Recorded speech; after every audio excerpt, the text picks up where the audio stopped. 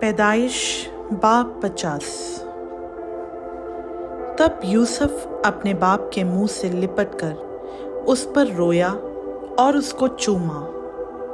और यूसुफ ने उन तबीबों को जो उसके नौकर थे अपने बाप की लाश में खुशबू भरने का हुक्म दिया।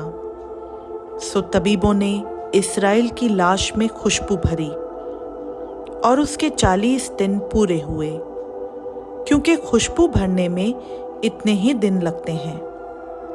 और मिस्री उसके लिए 70 दिन तक मातम करते रहे।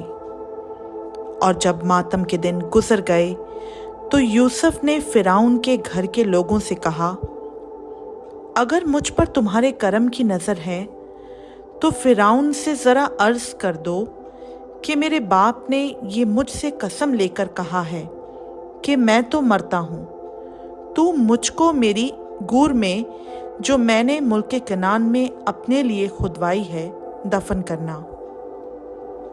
इसलिए ज़रा मुझे इजाज़त दे कि मैं वहाँ जाकर अपने बाप को दफन करूँ और मैं लौटकर आ जाऊँगा। फिरौन ने कहा कि जा और अपने बाप को जैसे उसने तुझसे कसम ली है दफन कर।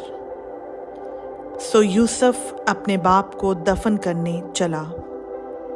और फिरौन के सब खादिम और उसके घर के मशाइख और मुल्क के मिस्र के सब मशाइख और यूसुफ के घर के सब लोग और उसके भाई और उसके बाप के घर के आदमी उसके साथ गए। वो सिर्फ अपने बाल बच्चे और भेड़ बकरियां और गाय बैल जशन के इलाका में छोड़ गए।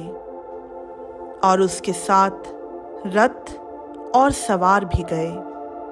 सो एक बड़ा अमवा उसके साथ था। और वो अतत के खलियान पर जो यरदन के पार है पहुँचे।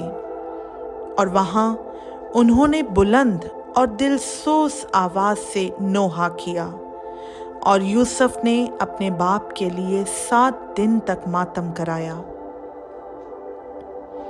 और जब उस मुल्क के बाशिंदों यानी कनानियों ने अतद में खलियान पर इस तरह का मातम देखा तो कहने लगे कि मिस्रियों का ये बड़ा दर्दनाक मातम है। सो वो उस जगह अबीले मसरैम कहलाई और वो यरदन के पार है। और याकूब के बेटों ने जैसा उसने उनको हुक्म किया था वैसा ही उसके लिए किया, क्योंकि उन्होंने उसे मुल्क कनान में ले जाकर ममरे के सामने मकफेला के खेत के मगारा में, जिसे अब्राहम ने इफ्रून हित्ती से खरीद कर गोरिस्तान के लिए अपनी मिल्कियत बना लिया था, दफन किया।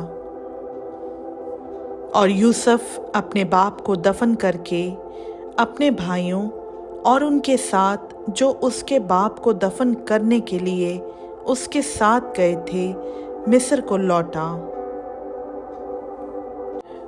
और यूसुफ के भाई ये देखकर कि उनका बाप मर गया कहने लगे कि यूसुफ शायद हमसे दुश्मनी करे और सारी बदी का जो हमने उससे की है पूरा बदला ले।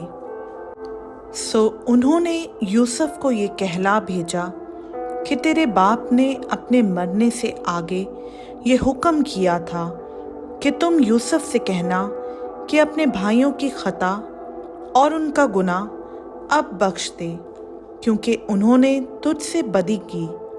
सो अब तू अपने बाप के खुदा के बंदों की खता बख्श दे। और यूसुफ उनकी ये बातें सुनकर रोया। और उसके भाइयों ने खुद भी उसके सामने जाकर अपने सर टेक दिए और कहा, देख हम तेरे खादिम हैं। यूसुफ ने उनसे कहा, मत डरो, क्या मैं खुदा की जगह पर हूँ? तुमने तो मुझसे बदी करने का इरादा किया था, लेकिन खुदा ने उसी से नेकी का कसद किया ताकि बहुत से लोगों की जान बचाए। चुनाचा आज के दिन ऐसा ही हो रहा है। اس لیے تم مت ڈرو، میں تمہاری اور تمہارے بال بچوں کی پرورش کرتا رہوں گا۔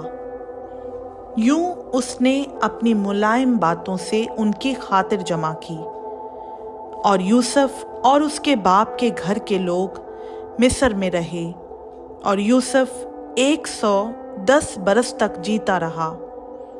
اور یوسف نے افرائیم کی اولاد تیسری پشت تک دیکھی، اور منسی کے بیٹے مکیر کی اولاد کو بھی یوسف نے اپنے گھٹنوں پر کھلایا۔